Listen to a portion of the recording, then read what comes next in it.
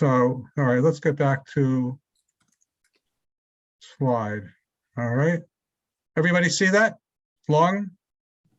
Yeah. Oh, yeah. Yep. See. Big, nasty looking. I'm outlining it with my, this is a big, nasty looking lung cancer, vasculature. Can anybody who's had anatomy tell me what lung this is? Is this the right lung or the left lung? Anybody have any ideas? This is the left one. Left one. Left. It's a, who said that? That was Min? Yeah, Yes. it's a left lung. Why'd you say it was a left lung then? Because they have a two loop. Two lobes. Two lobes. Yes. Yep, you got it. Yep, upper and lower. The right lung has 3 lobes. All right, very good. All right, now, you see the location of this cancer? Okay. Is this a good location or a bad? Not that any cancer is good, but is this a good location or a bad location? I think it's bad because it's on both sides. I mean, You that's got who's that?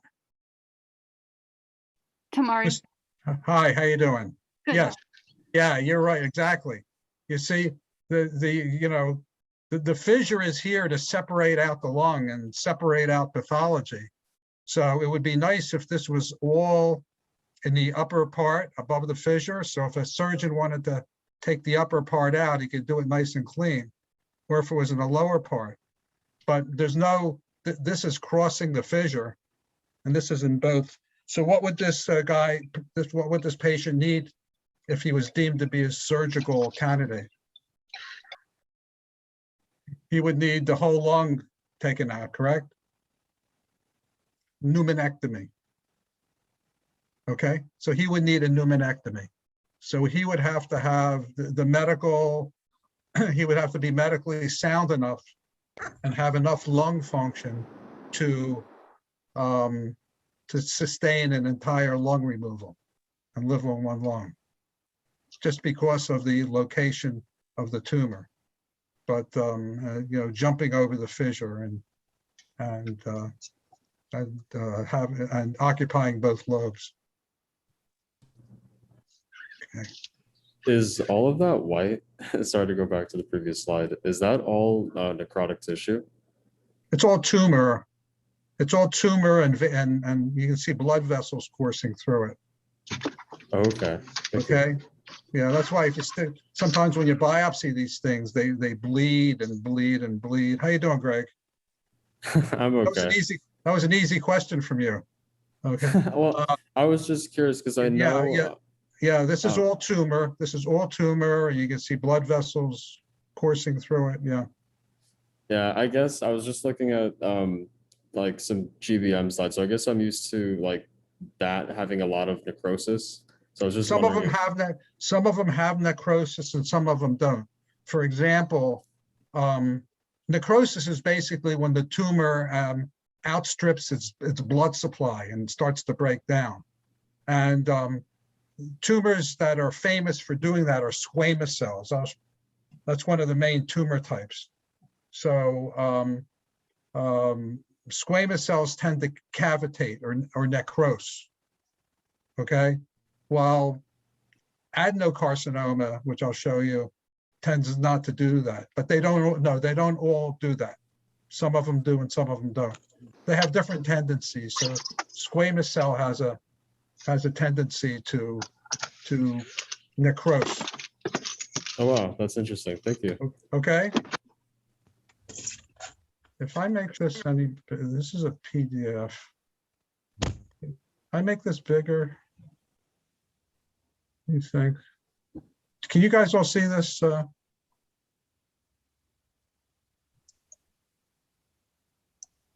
you want to make it? How's that? No, that's better. That's better. I'm just moving you guys off a little bit. Okay. How many people we have now? 20. And Dr. Sema's on the call. Hey, Dr. Sema. Oh, hi, Dr. Sema. Okay. So, all right. So here's a graph that takes us through most of the 20th century. Okay. And it starts out, lung cancer was not a very common, but it became more common as the 20th century went on, probably peaked in around 1950, in the 1950s, as far as smoking went. And what made cigarette smoking take off was that, you know, in the 1890s and 1880s, you know, the cowboys, you know, used to sit on their horse and roll their cigarette, okay, if they smoked.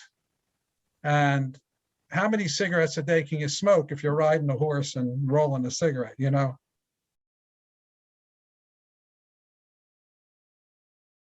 Okay, so we just talk about the asbestos. Again, when you're doing a history, when you're getting to medical school and you do a history, you have to ask, you can't just ask, were you exposed to asbestos?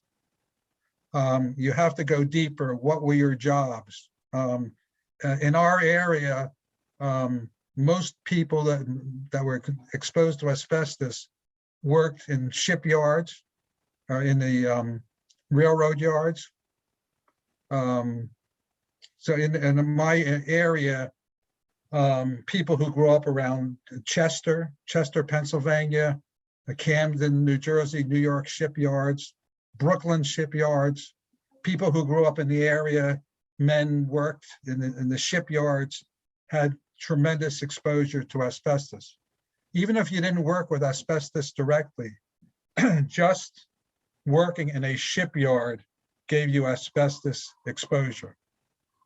So if you were exposed to asbestos and you smoked, your risk of getting lung cancer was 50 to 90 times greater than non-smokers. So most people, this is the time around World War II, most men smoked. So smoking plus asbestos, tremendous risk for lung cancer. Does anybody know what there's another tumor associated with asbestos, which is not associated with smoking, but is associated with asbestos exposure? They're still advertising, lawyers are still advertising on television to try to find some of these patients. Is it mesothelioma? Mesothelioma, yeah, mesothelioma. That's a plural tumor. That's not considered a lung tumor or a bronchogenic tumor. It's a tumor of the pleura. And the risk factor, the only real risk factor is asbestos exposure. Could be 40 years after asbestos exposure and not cigarette smoking. Does anybody have any questions at this point? Plumbers too. Plumbers had tremendous asbestos exposure. Everything, you know, our pipes were covered with asbestos. Anytime you disturbed the asbestos, that's when you got into trouble. If you're in an old school and there's asbestos lined pipes, you're probably all right. But if you started to tear up the walls and replace things, that's when the asbestos gets airborne, and that's when you're likely to be exposed. About a third of people who have asbestos-related lung disease don't know where they've been exposed.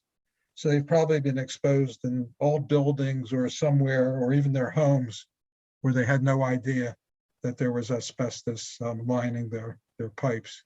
Wallboard, you know, used to be made with asbestos too.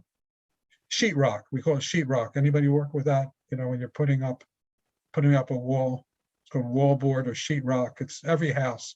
But until about 25 years ago, sheetrock or wallboard had asbestos in it.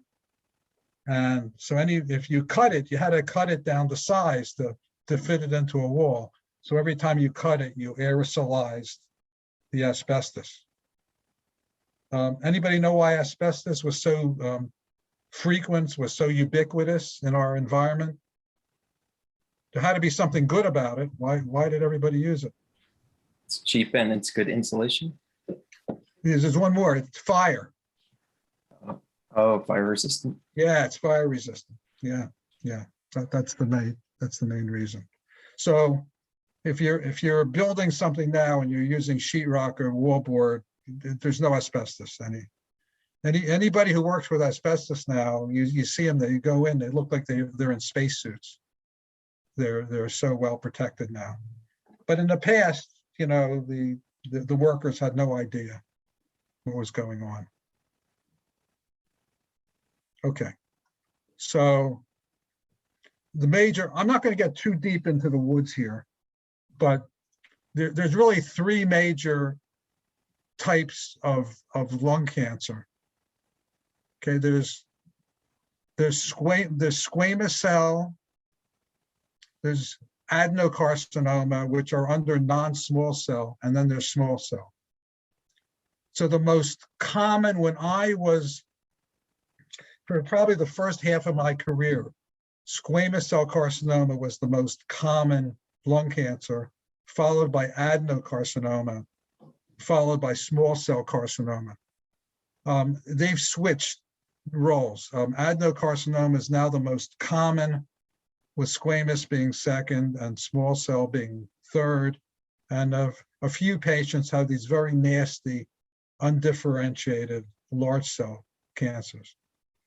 For part of my career, all you had to say was the patient had either small cell or non-small cell cancer. So the pathologist would look at the slide of the biopsy or the lung and say this was small cell lung cancer or non-small cell. But as I'll tell you in a few minutes, it's very important to differentiate whether non-small cell is squamous cell or adenocarcinoma, because of there's now therapy with targeted gene mutations, and these targeted gene mutations really you only see in the adenocarcinomas. So it is now really important to know whether it's squamous or adenocarcinoma. Small cell now represents about 15 to 25% of all cancers. Again, I'm not going to get too deep into the woods with you guys, but normally a clinician has an idea that it's a small cell, because small cell cancers present with very large tumors, very central in the lungs, with a lot of lymph node involvement. So these are almost always in smokers. You almost never see a small cell lung cancer in a non-smoker, and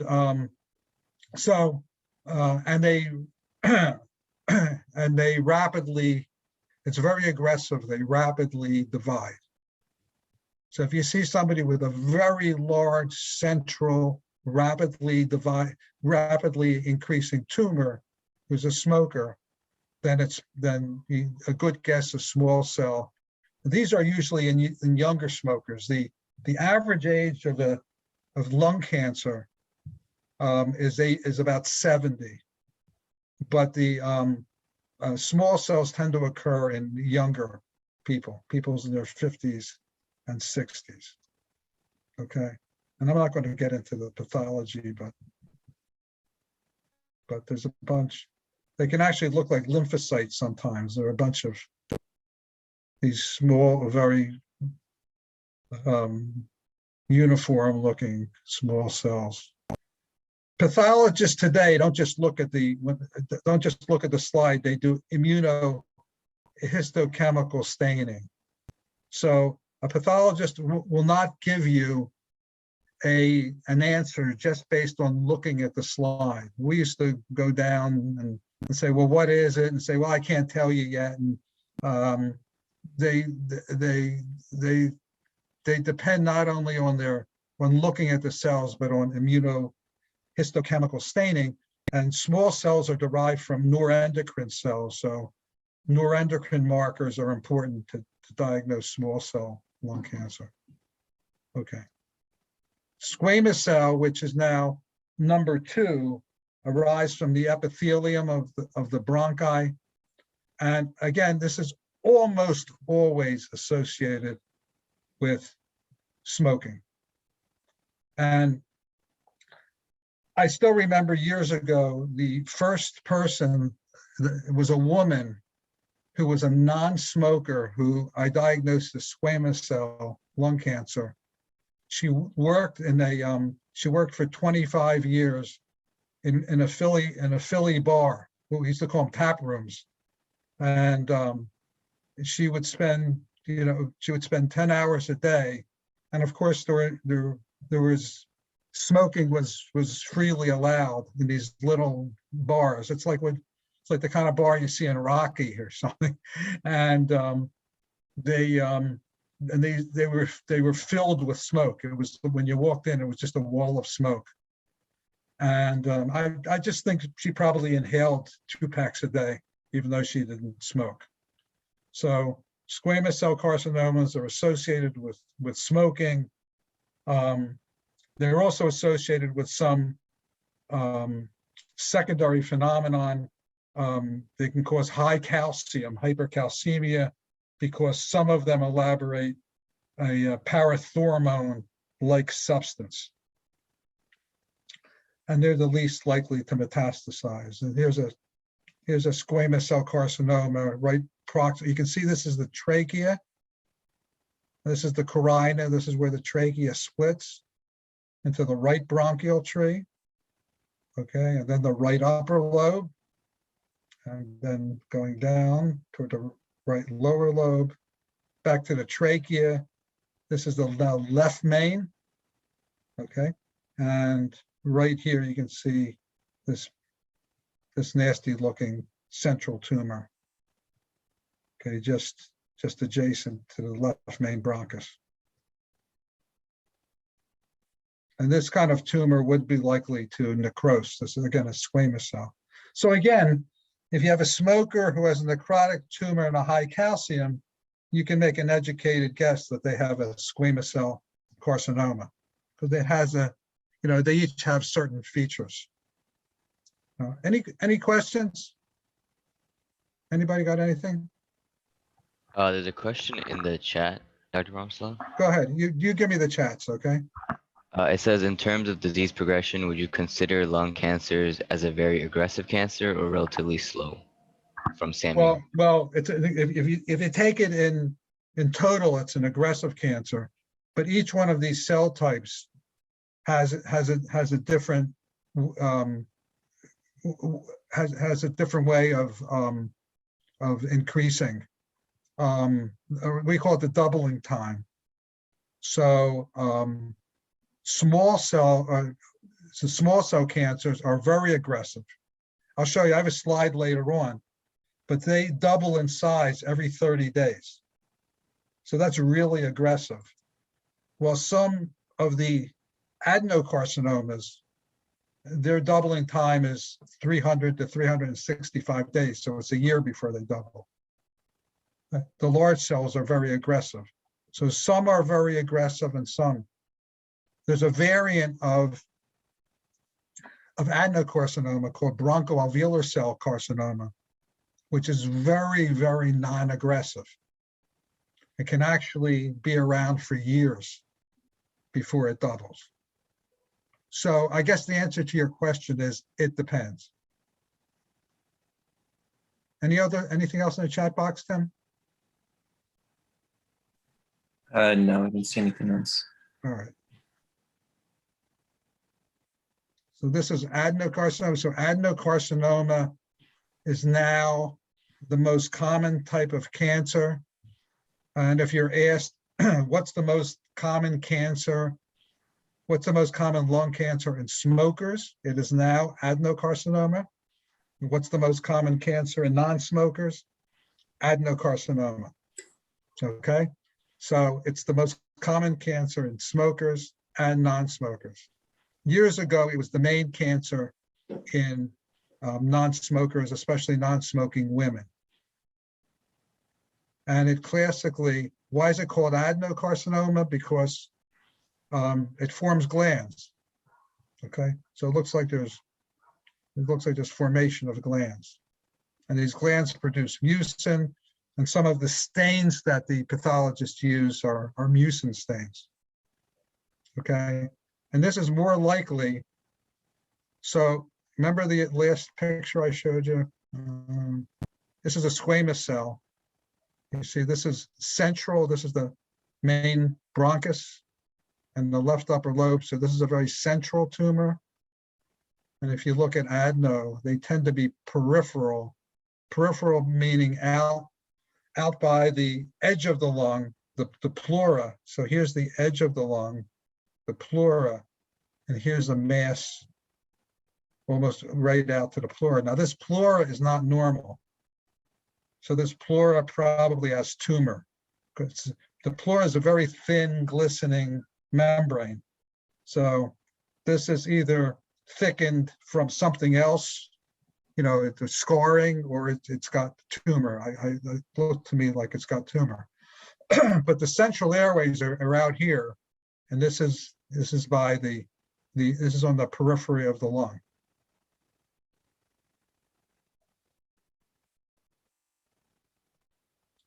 And this is growing along the alveoli. This is what I just mentioned. This is called lipidic growth, and this is growing along the alveoli. This is what I mentioned is previously called, it's now called adenocarcinoma bronchoalveolar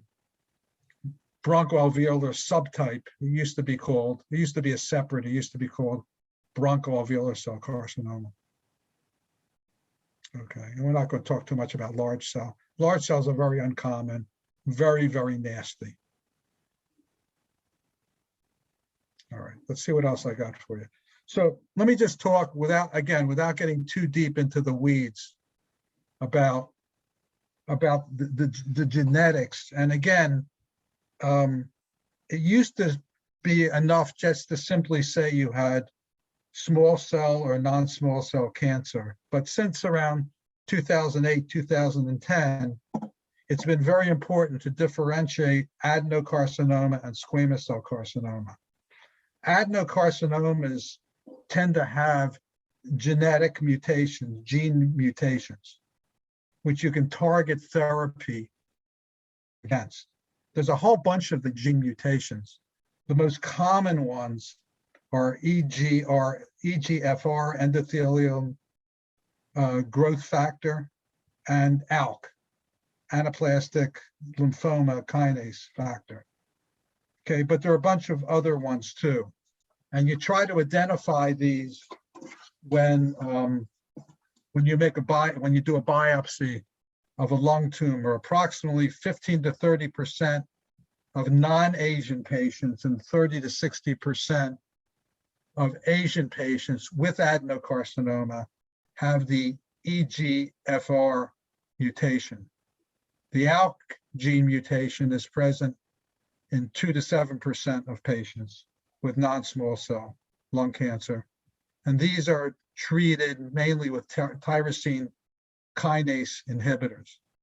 But again, it's not enough now just to say it's small cell or non-small cell. It's not enough just to say it's squamous or adeno. You have to look for these mutations to try to target therapy like TKI inhibitors. And there's also checkpoint. And the other thing is there's checkpoint inhibitors for advanced stage lung cancers, and the checkpoint inhibitors promote recognition of cancer cells as foreign cells by the immune system. And then they reverse the tumor-driven inhibition of the immune system that produces tumor growth. So that's another reason to look for these mutations and to look for checkpoint inhibitors. Okay. Just see what else. Yeah, it's interesting that from the first cell, if you take the first cancer cell, which obviously you can't see, to the time when you can actually see it, which is somewhere around 8 millimeters in size, okay, it may be 6 years. So the thing is probably growing for a long time. before you can actually see it. And then, death is within, the majority is within a year and a half to 2 years. So the majority of the natural history of the tumor with the patient is that the cancer is unknown. That's why screening is important. And I'll just make a comment about screening. Here, I talked to you about the doubling times before, that these small cell about 30 days, the squamous cells about 100 days, the adeno can be up to a year, 183 days, but it can actually be up to a year. Okay, it's the slowest growing, but that doesn't mean it won't metastasize. So we have seen slowly growing adenocarcinomas that actually, even though they're not growing quickly, they've already metastasized or spread to organs. How does it present? Well, I'm going to just show you, if it's a nodule in the lung and it's not near anything, if it's not near the bronchus, if it's not near the edge of the lung where the pleura is or the ribs are, then the patient may not experience anything. He may go for a long time without knowing it's there. If the cancer is sitting in an airway, there are receptors in the airway, and it'll make them cough. Cough is still the most common and reliable. A new cough that won't go away in a smoker, you should suspect lung cancer. Again, when the cancer is sitting centrally in the bronchus, it's going to erode into blood vessels and you may cough up blood. Hemoptysis is the coughing up of blood. Okay, so that's another sign. A smoker who coughs up blood, he may just have bronchitis, but you have to worry about lung cancer. Wheezing, if it obstructs a bronchus, and I'll show you, this is a bronchoscopy. So we're looking down into the bronchus, and here's the cancer. And this cancer is almost, this is what's left of the airway, you can see. So this is 99%, 99.9% occluding the airway. So this patient may have trouble breathing because he can't get air in. He may wheeze if any air can move through this little hole. And this thing may bleed. But this would be a bronchoscopic view of a central lung cancer, probably a squamous cell, could be a small cell. Okay, if it presents in the center of the lung, okay, not in the bronchus, but in the center between the two lungs, then it may knock off the recurrent laryngeal nerve and cause hoarseness. The recurrent laryngeal nerve is responsible for making your vocal cords move, or block off the drainage of the superior vena cava, or knock off the phrenic nerve, which will cause the diaphragm on that side to be paralyzed. It could also present with bone pain. If it presents with a rib metastasis or a metastasis to the bone in the vertebrae. What do you think? Somebody just yell out. This is a big lung cancer. You can see this. What do you think this person's? Well, let me give you a quiz. So, do you think this person would be asymptomatic, that has no symptoms? This is on the CAT scan. This is your left main bronchus, which is totally cut off by tumor and lymph nodes.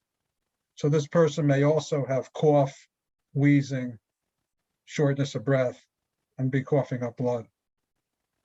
It's also compressing the left pulmonary artery. You see the pulmonary artery over here? It's also compressing the left pulmonary artery. If it erodes through the pulmonary artery, the patient's going to bleed to death. Okay, so any questions on this? Can you see this?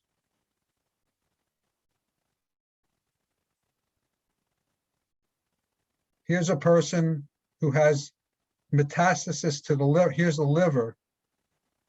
Okay. Okay, and every one of these holes is a metastatic lesion, is a spread. The liver is one of the most common places for lung cancer to spread. So, can you see this, Greg? Can you see? Oh, see? yeah, I can see that. Okay, okay. All right, so this is telling, so when you order a CAT scan of a patient, you know, of the chest that you suspect lung cancer, you want to ask them to drop down, and you're not really asking for a CAT scan of the abdomen, but you want to get the chest and the upper abdomen, because you'll pick up the liver and the adrenals. Do you see that? And some people will present with seizures or change of mental status. And here you see a big tumor, a big metastasis to the brain. Some people who already know they have lung cancer will come up with this, but sometimes people will present with this. They'll present with a headache or a seizure or a change in mental status, and you'll find that they have metastasis to the brain. And some people will just have, you get a smoker. This was always a struggle. You get somebody who's been smoking for 50 or 60 years, and they tell you they've lost, 25 pounds. You always worry, even though you can lose that weight from advanced emphysema, you always worry about lung cancer. Anybody have any guess why you would lose a lot of weight from lung cancer or from cancer in general? Is it a shift in metabolism because of the cancer cells? Yeah, but again, this is one of the things that we're not sure about, but there's, there are cytokines that are released by the cancer. One of them is TNF, tumor necrosis factor, and probably other agents that cause the patient to lose weight and become weak and muscles to deteriorate. A fever of unknown origin, a fever workup you should always think about fever, about tumor, because some tumors can cause fever. Okay, I have a picture of clubbing. Clubbing is a physical exam. I want to show you,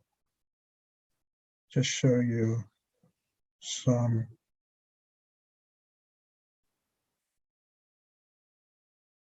Okay, all right. What do you think about this one? You think this person has cough, bringing up blood, chest pain, or nothing?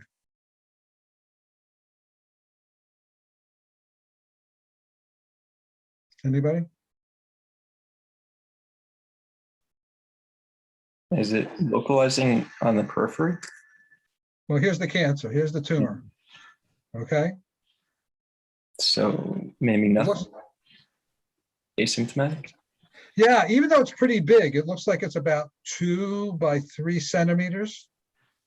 It's not in the bronchus. It shouldn't be stimulating the cough receptors. It shouldn't be causing blood in the sputum or hemoptysis. It's not touching, although it's starting to send out little spikes to the periphery, it's not touching the pleura or the ribs. So this patient may be asymptomatic, right? So how would we pick a tumor up like this? What would be the best way of picking up a cancer like this? One word. Screening. Yes, screening? Yeah. Like, Thanks.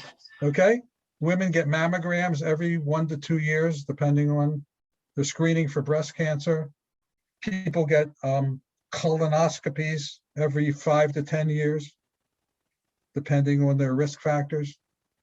and high-risk patients are supposed to be getting high-resolution CT scans, high-resolution CAT scans of their lungs to try to pick up these tumors, which are, if you wait until they're symptomatic, then you're in trouble. So if you can pick them up early, there's a 20% reduction in mortality.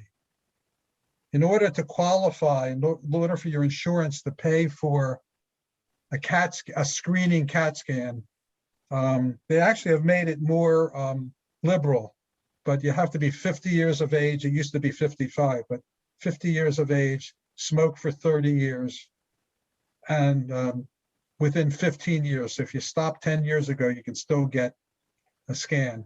If you stop 20 years ago, you can't by insurance anyway. Okay, so. I just have a quick question, doctor. Let Sure. me ask. Sure.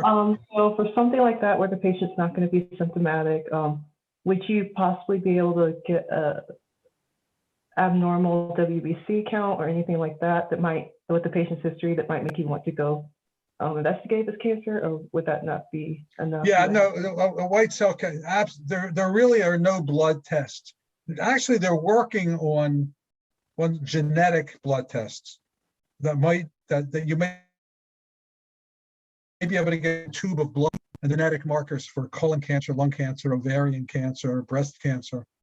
But there is no blood test that will help you to determine if somebody has lung cancer.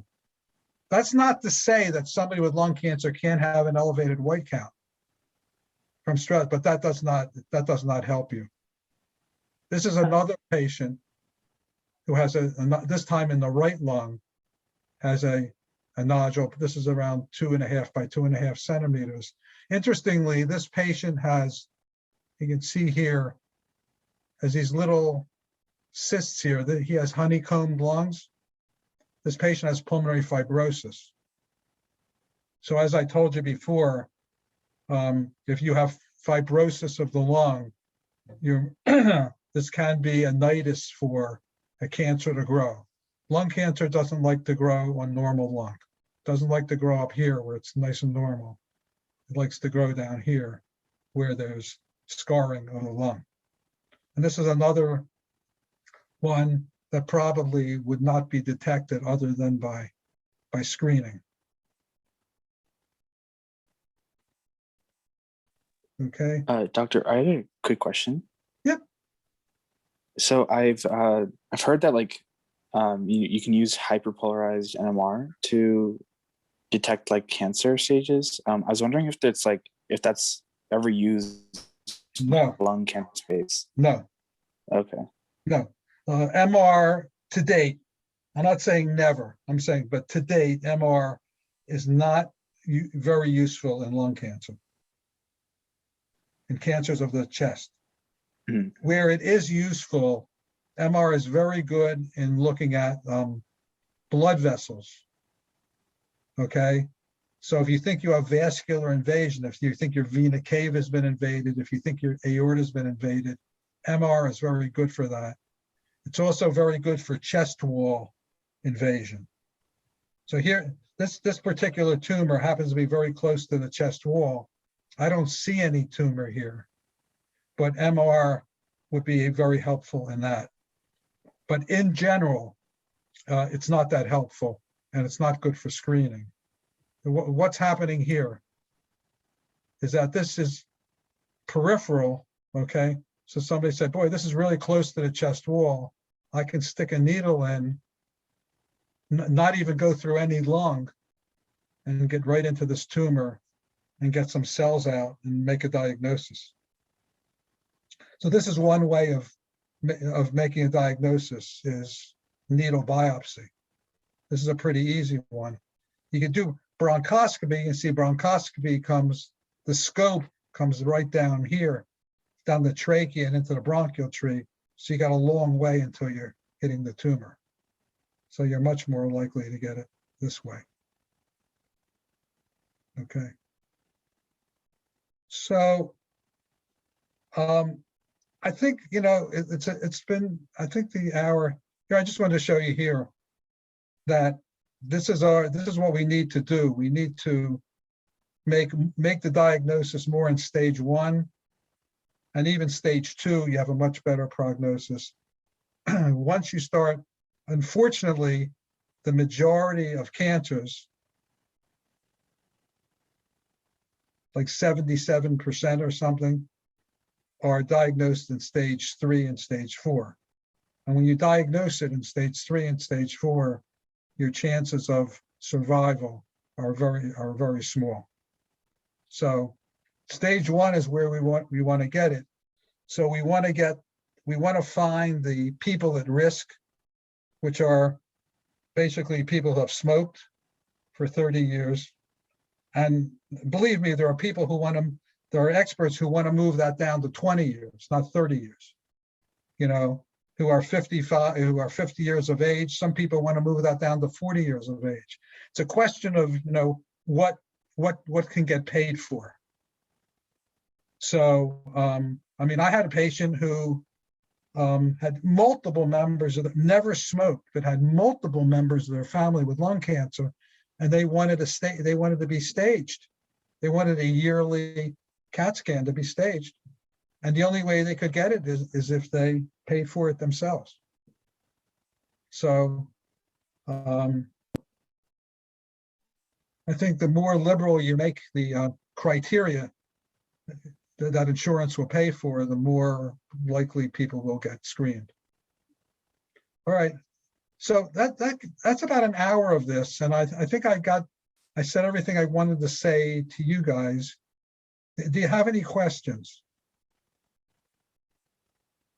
I tried to keep it, so it wouldn't get too boring for you.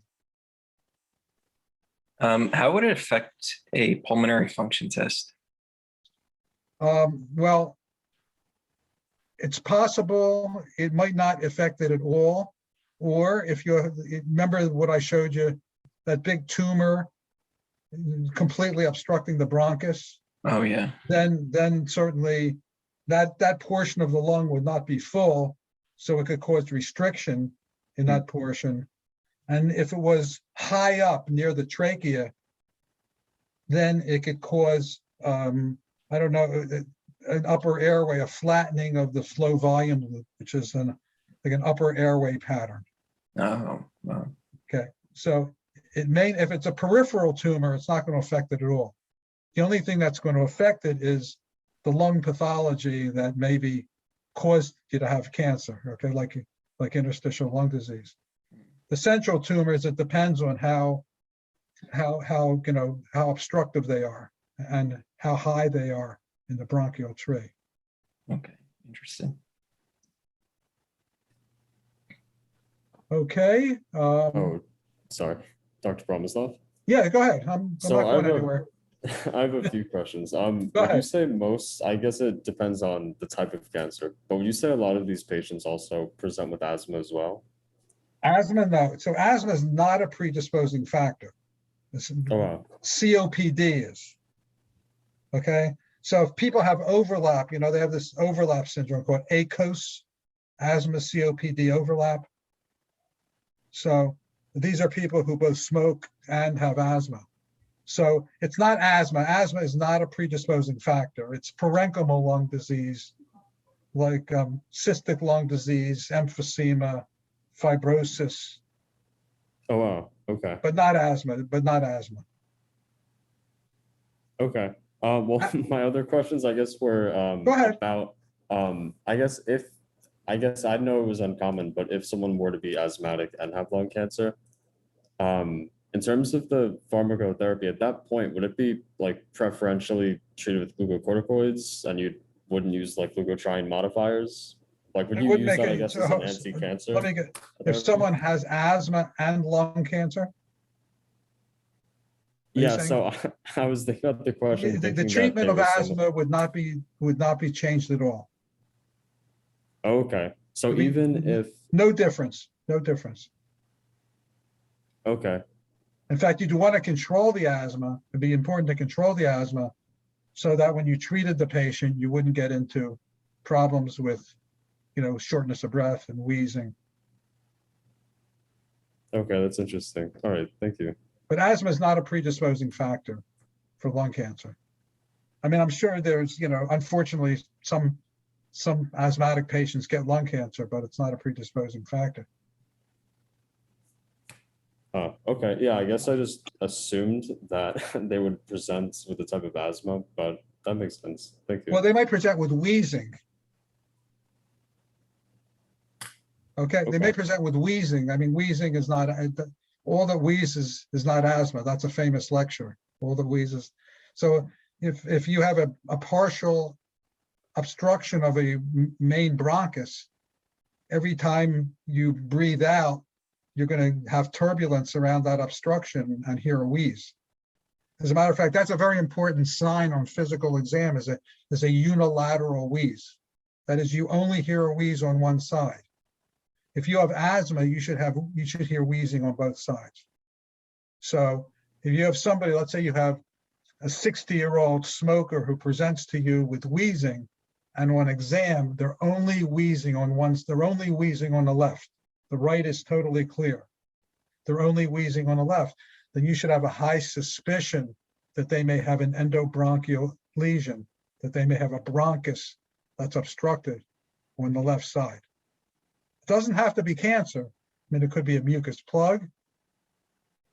Somebody could have inhaled a foreign body, but a unilateral wheeze is a very important sign that you may have an obstructed bronchus. Okay, thanks. Okay. Anybody else? I have a question. Yes. Okay, so I remember you mentioning that they can take a biopsy of cells within the lung to see what the problem is. And whenever you do that, how invasive would that be for a patient? Well, it can be the most invasive thing you can do is take the patient to surgery. So you try not to do that, before you have a diagnosis.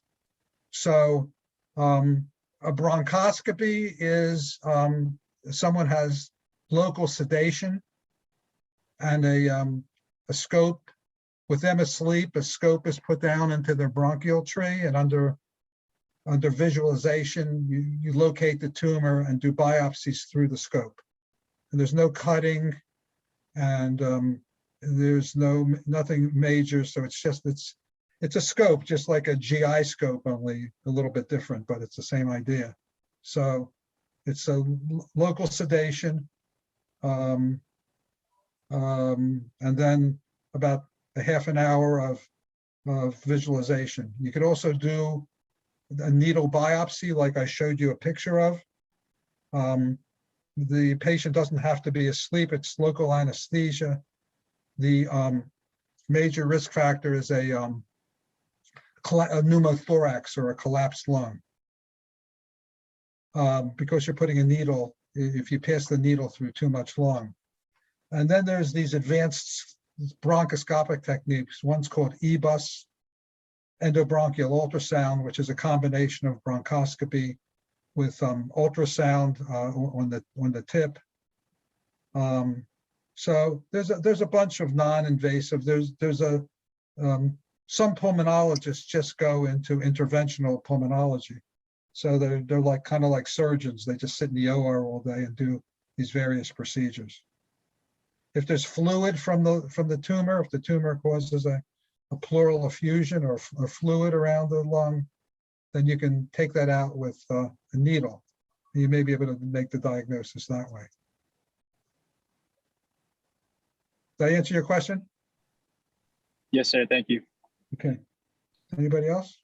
Dr. Promislov, for bronchiolitis, when you're doing a lung biopsy, you would have to get like the distal tissue. Would you still use an endoscope approach? No, you can't do it with an endoscope. You have to get a surgical lung biopsy. Mm. You don't get enough tissue with I mean, you might get lucky and get a piece of tissue that tells, but if to make a diagnosis, I don't think any of the cases that we looked at or any of the cases I've ever seen to make a diagnosis of bronchiolitis obliterans through a scope or through non-invasive. You have to put the patient to sleep and have a surgeon do it. And they do it not, pretty non-invasive. They do what's called VATS, video assisted thoracoscopy. It's just like doing a gallbladder. They wouldn't normally today. You wouldn't make a big incision to take out a gallbladder. You would do it through 3 little holes. So video, it's the same thing with the lung. You make 3 little holes, put a scope through one, a biopsy forceps through another.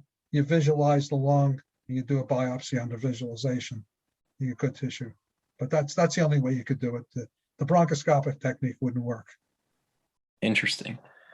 Before laparoscopy existed, would they have to crack open the rib cage to get to the lungs for a Yeah. biopsy? Oh, sure. Absolutely. Wow. Yeah. It's called laparoscopy in the belly, and it's called video assisted thoracoscopy in the chest. But the answer is absolutely yes. You make a, but because of these techniques, these laparoscopic techniques, even when a surgeon now does an open biopsy or an open procedure in the chest, the incisions are so small now. They used to be 6-inch incisions, and now you can barely see the incision. So the surgeons have learned from these techniques how to do even these open procedures with very, very small openings. It's pretty cool. Yep. Anybody else? Yeah, I don't have any question, but I just want to thank you for taking your time and doing this lecture. So thank you. You are very welcome. You're very gracious. Thank you very much. Thank you, Doctor. Okay, guys. Anybody else? Oh no, I was just saying thank you. Yep. All right. Nice seeing you all. Take care. Thank you. Bye. Thank you. Thanks. Bye-bye. For anyone, Thank you. please make sure to fill out the Google form. So I'll be sending it right now. Okay. All right. I'll see you next Wednesday. All right. See you next Wednesday. Thanks, Dr. Promisov. Take care.